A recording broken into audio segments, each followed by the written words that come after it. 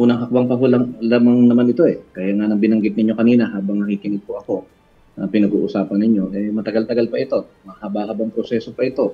At susundin, siyempre pa, ang mga karapatan na ibibigay sa bawat panig po, sa karapatan ng inaakusahan, at ganoon din po, no? Karapatan din ng mga titistigo laban sa mga akusasyon sa kanya. Swerte nga ako siya kasi, di ba?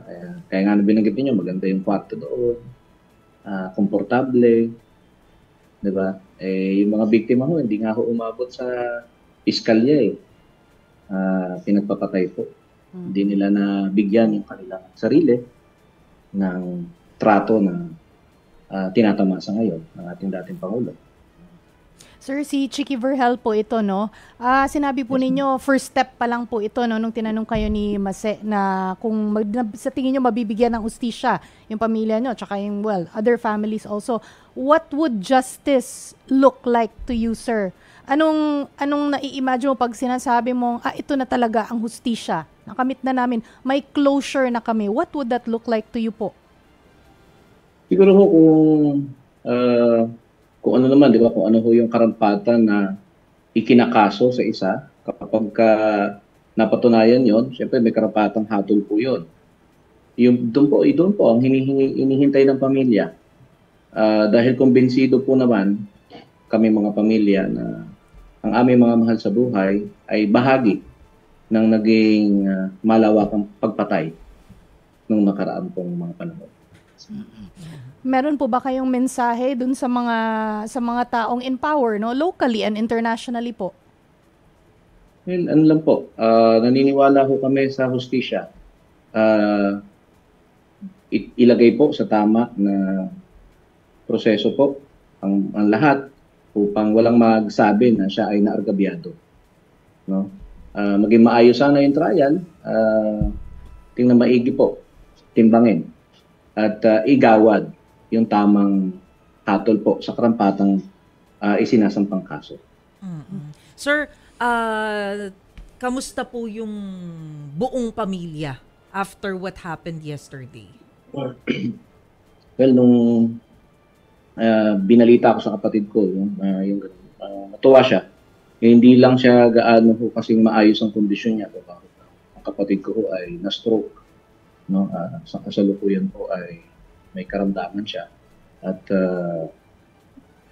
hirap din po, no, sa kanyang mga paggalaw-galaw dahil nga po sa nangyari. Pero masaya po siya sa naging pangyayari kahapon. Masaya po siya. Medyo babalikan ko lang, sir, no, yung nangyari kay Kian para lang mas maunawaan ng mga nanonood sa atin. Gaano kahirap po para sa pamilya after na makita ninyo yung CCTV na bit-bit nung dalawang pulis si Kian, tapos yun nga po na parang nakikiusap na may exam pa siya bukas, tapos nalaman na yung 3 pa lang tama ng baril, fatal pala agad. Gaano po yun kahirap sa pamilya? Ma'am, napakahirap po dahil kumbinsido kami sa aming sarili na wala kaming kaugnayan sa droga. At napatunayan naman namin yan. Dahil mahirap po para sa isang mahirap na pamilya na kagaya namin. Dahil nasa amin po, no, yung bigat, paano namin ipagtatanggol ang aming sarili. Paano namin kikwestyunin at kukontrahin ang spot report. Paano po namin hahanapin ang mga testigo na posibleng magpatunay sa tunay na pangyayari kay Kian. Well, pasalamat po ako dahil mayroong CCTV. Pasalamat din po ako dahil may mga tao na nagtungo sa korte, naglakas ng loob na humarap at sabihin sa korte na kung ano yung nakita nila at kung ano yung totoong nangyari. Kaya po, napakahirap po. No? Alam ko na ang sambayanan noon, nung nangyari iyon, ay lahat tayo inakay ng ating pagkondena at pagkagalit.